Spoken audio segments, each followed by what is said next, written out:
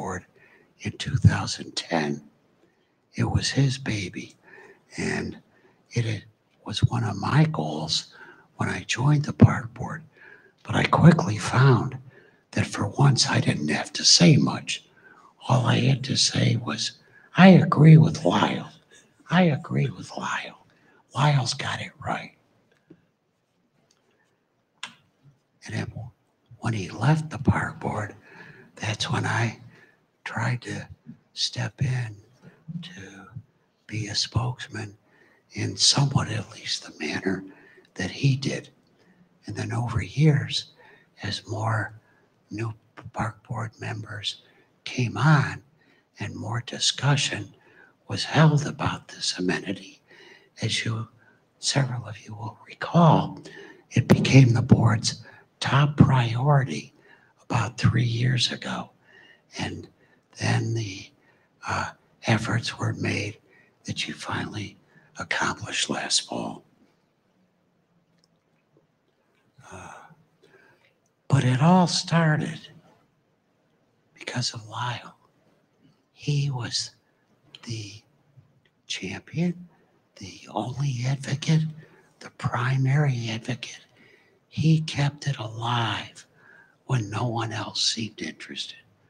I truly believe we would not have a dog park today if it wasn't for Lyle Murdan. So I think it would be a fitting tribute and recognition of his leadership to have a dog park named Murdan Dog Park. Now, Marshall asked me before the meeting whether I had talked with Lyle and whether this was something he wanted. I have not.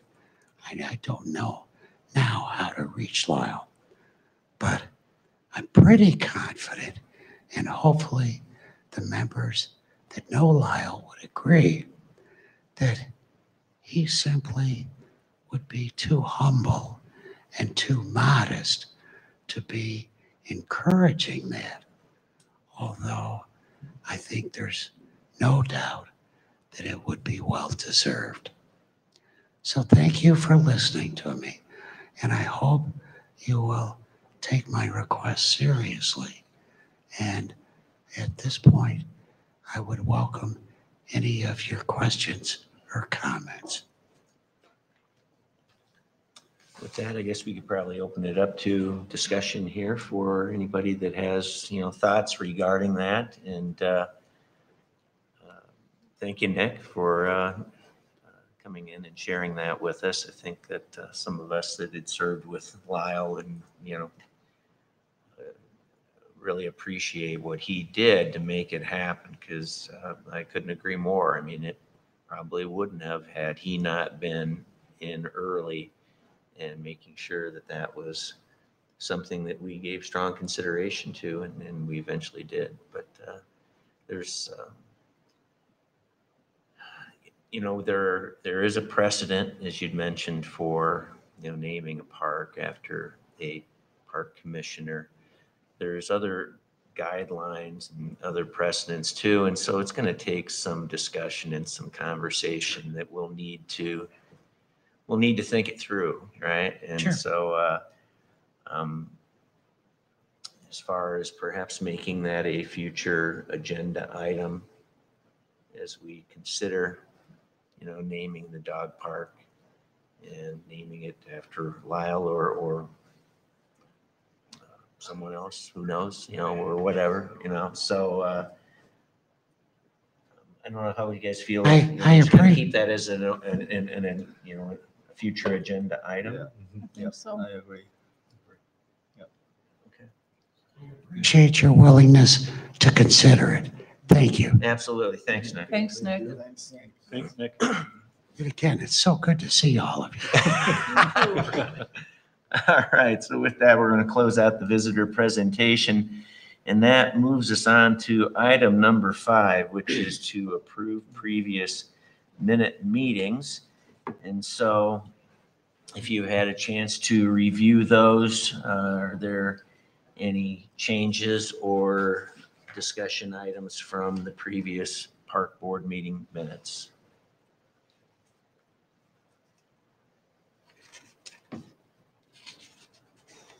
All right, hearing none, I will take a motion to approve meeting minutes from our December 10th, 2018 Parks Board meeting.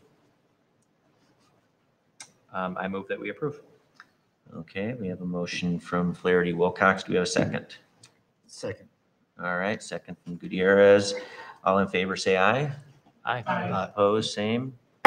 Motion carries. All right, so with that, let's move on to item number 6 for new business. And I believe we toss it to you, Marshall, for this one, item 6A on 2019 commissioners. Yes, thank you, Dave. So yeah, I want to take this opportunity and also congratulate Dave Rohn and Jason Branch for their nomination and approval for chair and vice chair respectively. That was made official at City Council's meeting last week. And also thank the rest of the park board members for your service throughout the rest of this year. I apologize, my voice is a little weak tonight. I think I'm starting to catch a cold, but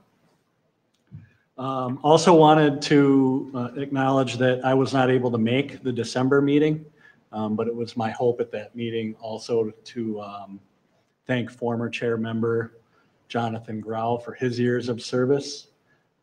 He provided 9 years of consecutive service for the park board, so thank him for that, and also for his continued service looking ahead on the city council with that venture.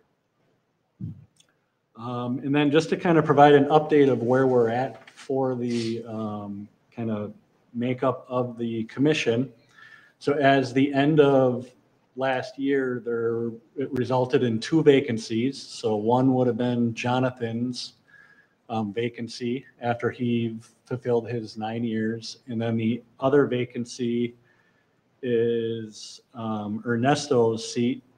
He completed his first 3-year term. So thank you, Ernesto. So with that, there's 2 vacancies. Ernesto has resubmitted an application to be considered for another term. Additionally, we've received I think 3 or 4 other applications to be considered. One of them was a youth application. And so with that, actually, according to our commissioner's handbook, the makeup of this board is to be 10 members, 9 of them adult members being 20 over the age of 20. And then 1 is supposed to be a youth over the age of 16, but under the age of 20. I think in past years, we just did not have that interest. So the city council appointed an adult in that role, but looking ahead this time with that youth applicant, that will be a consideration for the city council to make along with the other applicants. And with Commissioner Flaherty Wilcox with his alternate position as well. So the interviews are going to be conducted prior to City Council's regular meetings in February. Originally, it was going to be slated for their next upcoming meeting. However, they scheduled a work session for their next meeting, so those are getting pushed out till February. So once those happen, I'll know more and can provide an update on that. The next item of new business, I wanted to share with you some department staffing updates. So exciting to announce some new staff here. Over at the Curling and Event Center, our event center supervisor position was previously held by Hannah Hallahan, who left for another opportunity last fall. And since then, we've recently hired Krista Talstedt, who started on December 3rd. And she comes to us as a former sales and event coordinator at the Bismarck Event Center. And she had been in that role the last 3 years. So we welcome her. She's jumping right into the mix and doing a really great job and learning things. We recently made a decision on a community center manager position. So this position is going to be filled by an individual, Kelsey McNutt, and she is going to be starting a week from tomorrow on January 22nd. And she's coming to us from Colorado, where she managed a community center for the South Suburban Park District there, kind of in the southern portion of Denver there. It's a lot of great experience coming our way there, and we're excited to bring her on board. Marshall, if you don't mind me interrupting, is that a kind of a newly created position? That one did not exist previously, is that correct? Yeah. So prior to me coming on board, the city had some discussion with staff and landed on kind of a new department structure to create a management layer, essentially. And so 2 of those managers were already in place. That would be Jeff Isaacson, the Curling and Event Center manager, and then Ron Piper, who is our facility maintenance manager. The other 2 positions were left for me to work with the staff on, and that was a community center manager position, whom I just mentioned. Kelsey will be filling that role. And then the other position would be a recreation manager position. And so that we just completed first round interviews, and we'll be conducting second round on January 23rd. So really excited to bring these new positions on.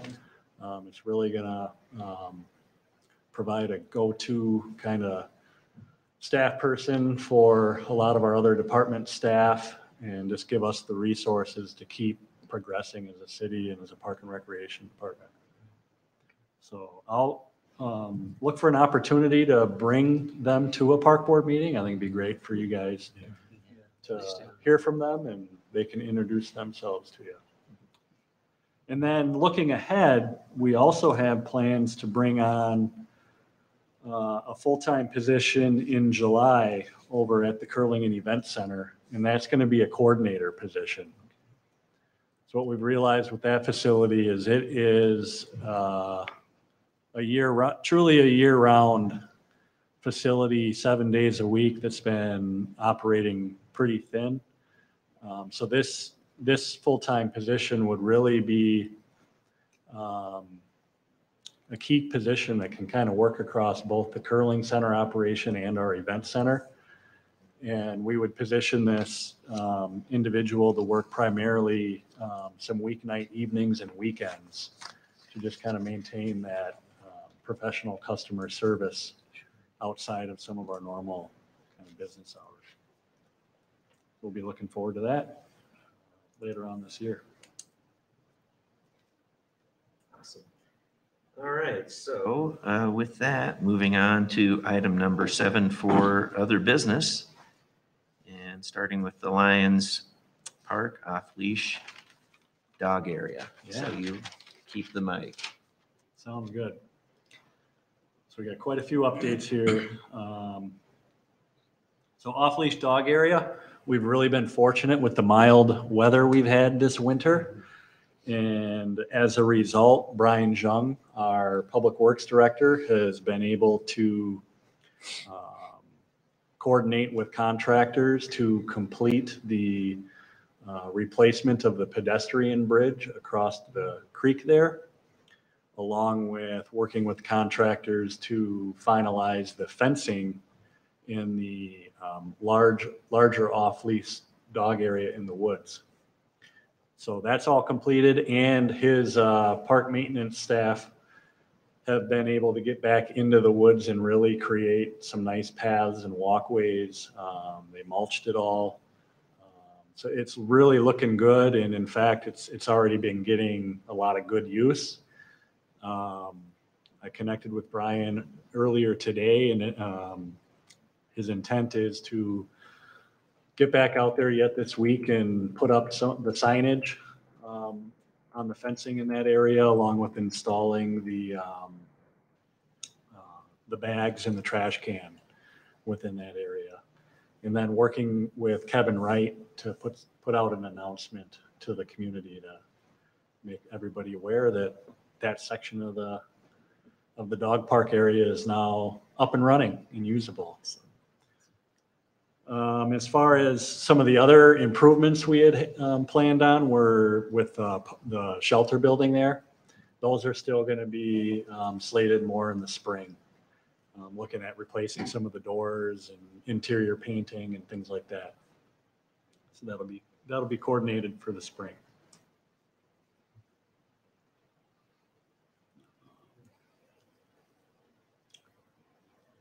Next up, I wanted to give an update on the mountain bike trail project. As I've mentioned a while ago, we sort of hit a bump in the trail, so to speak. And that bump was really learning that a part of the land that we had assumed MnDOT completely owned, in which we were going to seek a limited use permit, a portion of that had been turned over to Carver County. And so that was, at the time, news to Carver County. And so there was some work on the back end that needed to get done between MnDOT and Carver County to kind of recognize that within their systems. And just the fact that it was midsummer and projects are already underway, we just kind of hit a little lull there. But happy to say we had a meeting prior to the holidays with a traffic engineer over at Carver County, along with some of the members from the Carver Trail Group, to just come together and revisit where we're at with everything. And one of the things that came out of that meeting is just so happens that the area of land that was turned over to Carver County also has a natural pond on it. So one of the things we'll need to do is perform what's called a wetland delineation to formally recognize that there is a pond, and it most likely needs to be preserved in a certain fashion. Those typically don't happen in the winter when everything's frozen. So in talking with Carver County, though, they're very comfortable with us moving forward with the process that we still have to do, even if we have to put a contingency on that.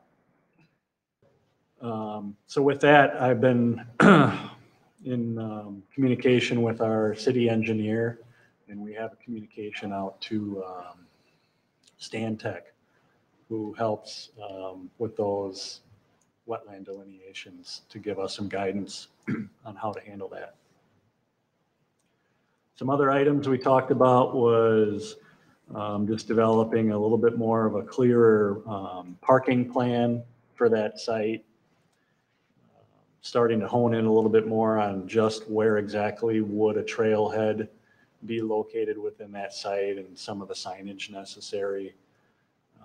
Also thinking about safety. You know, should an injury occur, how would that be handled?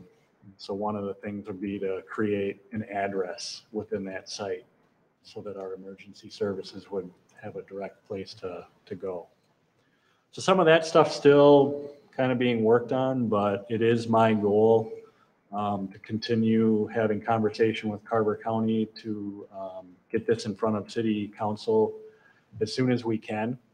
I'm aware that, you know, once we bring it to City Council and hopefully get their approval, we still then need to move it on to MnDOT and Carver County, and they each respectively need to take that through their processes to give us permission. All of that in the hopes to try to get this in position for the Carver Trails Group to begin construction as early as possible in the spring.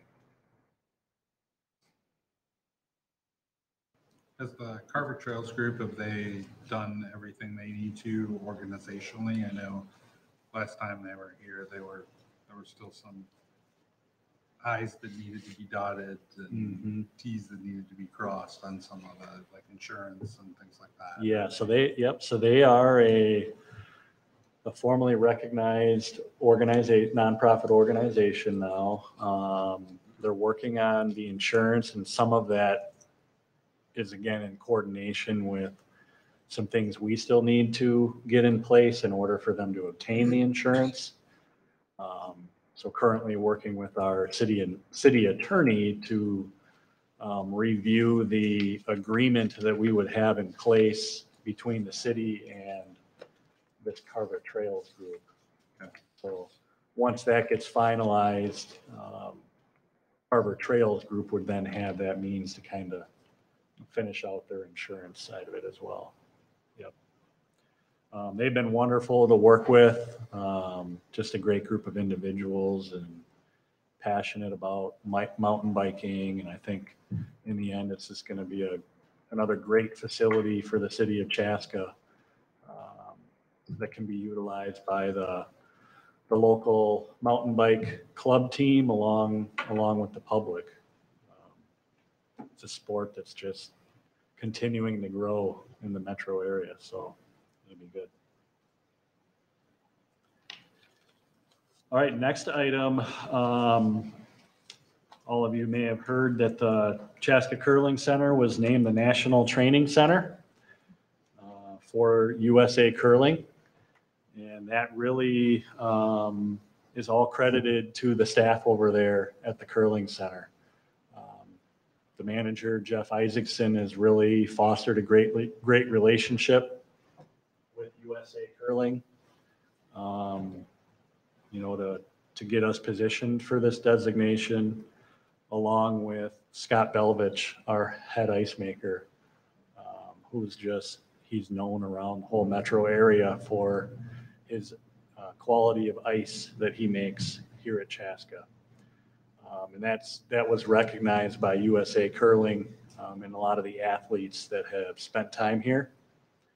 And thus, they approached us to seek out this agreement.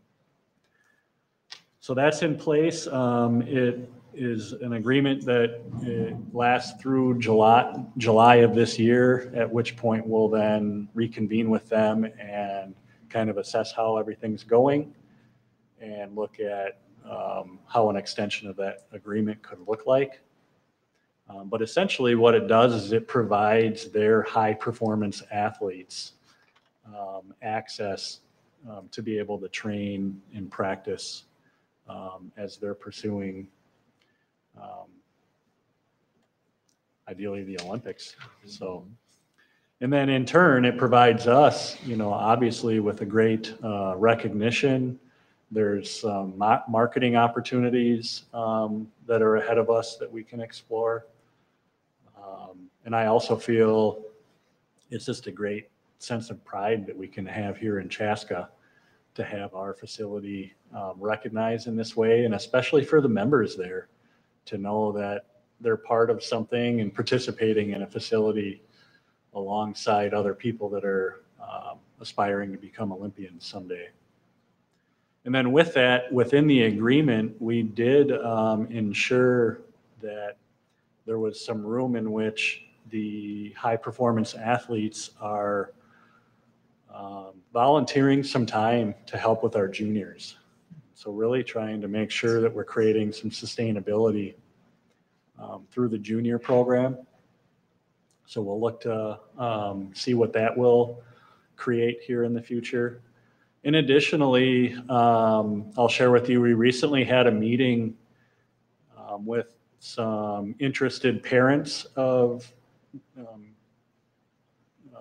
some kids that are in the junior program that really would like to see some more organization and evolution of the junior program, so that there's a means that for kids, if they really do want to get more competitive, what could that look like? So with that meeting, we also invited the Chaska High School athletic director, John Summers, And we explored some options to position curling as like a club activity, similar to what the mountain bike club would be. So while it's wouldn't necessarily be a sanctioned high school sport, a club activity does allow kids to earn a letter by participating. And so it would just be a great way to kind of provide local Chaska kids to have that sense of belonging to a team and earning a letter just like any other athlete in high school. So a lot of different ways to approach that. It's kind of in a really just kind of infant stage right now, but I think with the community here that's passionate about curling and parents wanting to support their kids can definitely see us moving in a direction to accomplish that. Another idea we had that we talked with the John Summers about is how to position curling within the Phi Ed programs of schools as well. So looking at late elementary and or middle school, that would be that key opportunity to introduce kids to curling and get them excited about it, get them to think about joining that juniors program, and then ideally down the road we'll have that that club opportunity for them to continue their curling career. So lots of exciting things going on at the Chaska Curling and Event Center. Hey, Marshall. Yes. Is the contract or the agreement with the national organization, does that bring in like revenue for Chaska? Is that like are they like renting it from us? Yes. So Okay. there was, ultimately it was a $10,000 arrangement. And so that kind of accounts for the blocks of times Right, that yeah. we're designating for their high performance athletes Okay. to be able to come in and practice. So that's comparable to what would have been there if that had been rented or something. Exactly. Okay. Yep. And that's something that, kind of why we have that mark at July 30th to kind of evaluate how much time was used and what does that look like going forward? Is this meeting their needs? How's it working on our end? But, yep. And the times they've got reserved just don't interfere with our existing leagues or. Exactly. Yep. So it's all, all outside of our designated league times. In fact, a lot of it's during times where we're a little bit slower. Their primary time is throughout the summers as they're ramping up, getting ready for the winter competition. So it works out really nice. And then lastly, under other business, I just wanted to share some of the collaboration that's occurring with community education. Last week, myself, along with Commissioners Dave Roan, Jason Branch, and Josh Ives, we attended a meeting with the Community Ed's Advisory Board over at the Riverview Terrace community room there that got remodeled.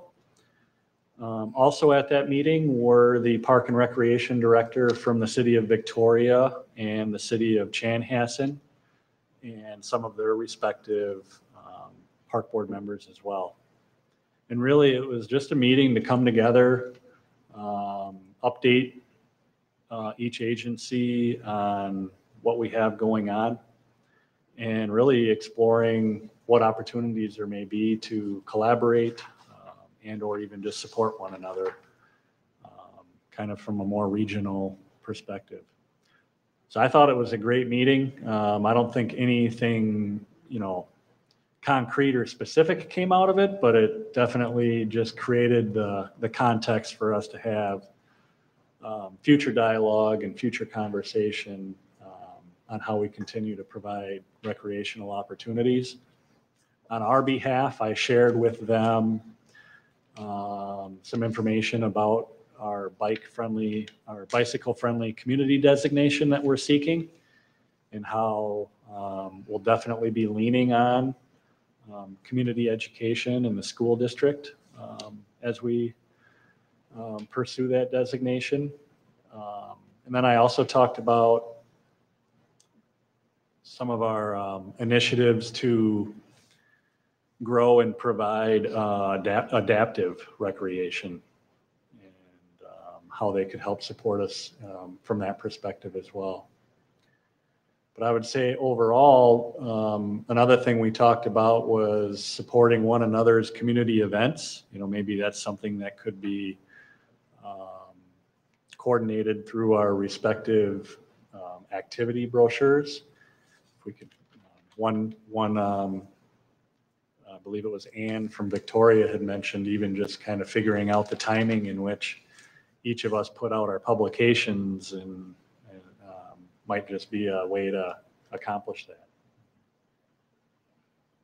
So great conversation there. And then additionally, share with you as it pertains to collaborating with community ed, a couple of our staff within the department, Aaron Link, who's our recreation supervisor, and Missy Goff, our fitness supervisor, are working with a staff person at community ed to apply for a grant through Alina Health. And that grant is specifically looking to provide some resources where we can do some additional after-school programming for the kids over at Terrace View. And then also looking to provide some fitness opportunities for Somali women and just respecting some of the things within their culture to be able to provide them access to some fitness opportunities. So, still in the process of applying for that grant, but we feel pretty good about the direction it's heading and some of the opportunities it can create.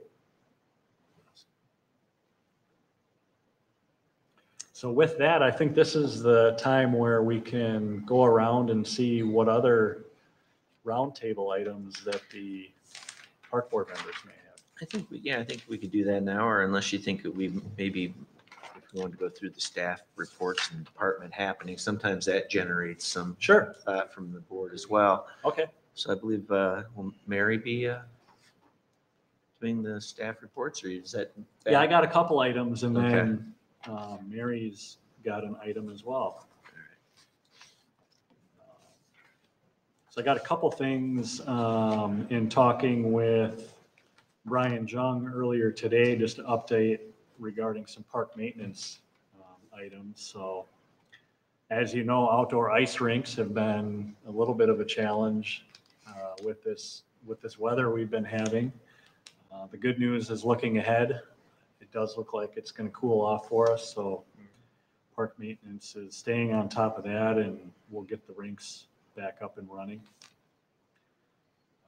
In addition to that, the crews are out addressing hazardous trees and some trees that may need maintenance throughout the park system during this time of year.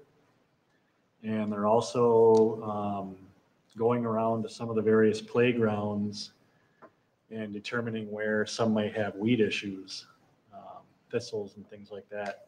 And the plan there will be to do some excavating in those areas and then kind of replenishing the playground surface area with the new material.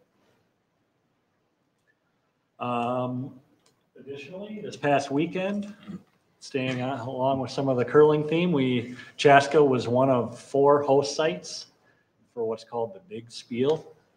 So there were 3 other sites across the metro area, including Chaska, that essentially hosted a Bonspiel. There were ended up being 96 teams that participated that literally came from all over the country. So just another exciting event that occurred throughout this past weekend over at the Curling Center. With the new year, many adult sport leagues are underway, including a brand new dodgeball league. We've had some individuals come to us wanting to start that up. And so I think we got 5 teams creating that league. So excited to see that happening. And then lastly, on my end, looking ahead to this Friday, we'll be hosting the Big Chill event. And that's a free family event that will be over at Fireman's Park from 6 to 7:30. It's going to include ice skating out on the clay hole. Again, assuming weather permitting, but it's looking pretty good. But we're also going to have glow-in-the-dark bowling. There's going to be a kids DJ. There's going to be a candy scavenger hunt, s'mores over the bonfire. I mean, just an awesome event for the community to get out during the winter for free and have some fun and connect with one another. So look forward to seeing everybody out there. And lastly, I'm going to turn it over to Mary, who's going to provide an update on a transfer of memory display that's going to be occurring over at the community center. Okay, so the month of February, this kind of started with being approached to look into the opportunity to host in our art gallery the Transfer of Memory, which is a photo exhibit illustrating Holocaust survivors living in Minnesota. It shares individual stories of people who relocated here, and it has a lot of detail, how they got here, some of the struggles they went through, and a lot of the families wanted their parents, their grandparents, some of them are survivors themselves that are still alive today, wanted to ensure that their stories are being told to others and will be continuing to different generations. So it's a great opportunity for Chaska to have this. This was a display that also during the Super Bowl last year was at the Minneapolis-St. Paul Airport. So a really good opportunity for us to have in our art gallery at the community center. Along with the display itself, we'll do some various programming during the month of February, kind of with the idea of just really getting some of these stories out there to the AOA monthly What's Happening events, as well as we are looking to have the Chaska Rotary will host a speaker. The Chaska or the Southwest Metro Chamber will also be doing a morning meet and greet at the community center where they'll have a tour through the display, as well as one of the speakers from the Jewish Community Relations Council of Minnesota and the Dakotas. And that's who's co-sponsoring this event with the city. The grand opening for this event, and we'll make sure that you're all made aware of some of these events that are coming in February. So if your schedules allow, we'd love to have you there to participate. But the opening reception will be held on February 6th at 2:30 in the afternoon. And then the event on February 10th is actually turning out to be quite something. Initially, we were going to be hosting a well-known survivor and advocate of the Holocaust time, whose name is Judith Meisel, who will be quickly turning 90, but she still travels around as best she can to share her story, and her grandson, Ben Cohen. Initially, it was just kind of to have them here, share their story, and learn more about it. But Judith has been an integral part of a trial that was held last year in Germany. And her testimony was pivotal in some key things that they were attempting to get not only written down as part of history, but through this trial. Through this happening, the FBI is going to be awarding Judith with an award, and they're actually going to do that here in Chaska on the 10th. at the community center's event. So the small gathering has now turned into quite a big opportunity, and should be pretty special. So we are hosting it in the theater, but we are also working with Mike and our communications person, Kevin, Wright, to look into the opportunity to also have it televised in our community room, because we do expect that we're going to have quite a tremendous turnout for this event. We are working with the Jewish Community Relations Council to also do a Eventbrite, which puts it out onto social media. So people will have to, it's free to the public, but they will have to kind of register that they are coming, so we can kind of gauge as we get close to the event how many people to expect. And it will actually give them an kind of an electronic ticket to get in case we do have such a amount of people that we might have to turn people away, which would be a really good problem to have. We will be posting or featuring throughout the month of February also on the cable channel for Chaska, on the public access, some various movies throughout the month that actually tell stories, again, of people who have relocated here to Minnesota and North Dakota. We're working with both the Chaska Library and the AOA book club. They are reading a book called Jack and Rochelle, which is a story of a husband and wife who were Holocaust survivors who relocated here. And we're, fingers crossed, we're hoping to get their daughter come and speak to the folks who are reading that book as well. So lots of really unique situations and occurrences that are going to be happening in February that we're pretty excited about. So once we've got some things actually totally nailed down with date and time, we'll be sure and email something out to you so you're made aware of those, as well as getting it out to the public. So pretty exciting. All right. Excuse me. Thanks. Terrific, Mary. All right. So with that, I think that we were going to, at this point, kind of have our little round table here, and if we would, looking in your direction over there, Sean, if you have anything that you would like to. Yeah, I've got a couple. First, just a thanks. I saw the new Sunset Park sign was in place, and so I got some neighbors who were very excited about that. So thank you for getting that updated.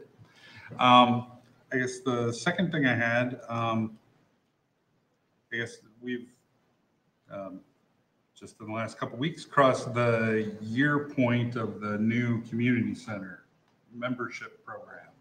Mm-hmm. So I was wondering if sometime during the next couple months, if we could get just kind of a recap of, you know, kind of the growth we've seen in membership and how that's aligned with how we thought it was going to work in the first place. I know I saw the city administrator during his budget message. It sounded like everything's on track and working even better than we thought. So, but if we could just get a recap of that sometime. Yep. And then the final thing I had was regarding the LPGA event in June. I guess I was wondering a couple things. One, are we doing any programming to support that event like we did for the Ryder Cup? I know the scale isn't quite as big for that event, but it's still a big event. And then this isn't necessarily a park board issue, but this was a bigger city issue. I know during the Ryder Cup was the issue of, I'm assuming this event is going to be another one of those events where you shuttle in to the event, and the issue of parking for Chaska residents. I know they did a thing with Southwest Transit to kind of coordinate that, and it was poorly communicated and created a lot of angst in the community in the couple weeks before the Ryder Cup. So I didn't know if there was any. I'm sure you're probably not involved in the planning of that, but if we could just raise that as an issue and make sure folks are looking at it. Mm-hmm. So. Yeah, so I attended kind of a kickoff event that the chamber held last fall in preparation of the LPGA event coming here. And we did start to have some conversation about what we can do to partner on some programming. And that was in conjunction with the chamber and the Downtown Business Alliance. Since then, I'm not exactly sure what has been decided, but I can certainly loop back and get an update on that. And then as far as parking too, that would be another item that I could see who specifically in the city is getting that information and bring it back to the park board. Okay, that'd be great. All right, thank you, Commissioner Olson. So, Commissioner Branch? Nothing for me this week. Okay. Commissioner Whitrock? Nothing for me. Commissioner Gutierrez? Nothing for me. And Flaherty Wilcox. All right, well, this is going to go quickly then. So this next agenda item we have here is next meeting. Do we know when that's going to be? Yes. February. Yep. Second Monday of February. Second Monday of February, okay. February 11th. The 11th. I guess one other thing I guess I'd like to point out back kind of the round table is that, we've been kind of pushing a bunch of boulders up the hill here for seemingly forever as we've been getting some of these projects completed and what have you, which kind of gives us a chance to maybe reflect again, because it does seem like it's been a while since we've done that, but we are kind of a visioning group here, we're the dreamers that are supposed to be saying, wouldn't it be nice if we had this or did that? And that's, the beginning of the conversations of how things actually begin. They happen, they do. I've seen it time and again in this city that you start with saying, wouldn't it be nice? And the next thing you know, you got it. So give that some thought between now and next month's meeting so that I'm sure we'll put in there on our agenda, what's on your mind? What do you think would be good? Yeah, and Chairperson Ronan, that might be an item that would be good for a work session. Oh, very true. If Yes. the group is interested in a work session prior to next month's meeting, we can start to have some of that discussion. That's right. Yeah, I think that's an excellent idea. So I'd say stay tuned, folks, as we're going to get back to thinking about what's next as opposed to finishing up what we already got, So, all right. So with that, I will go ahead and accept a motion to adjourn. So moved. All right, Commissioner Olson, do we have a second? Second. All right, Commissioner Branch, all in favor, say aye. Aye. All right, we're adjourned.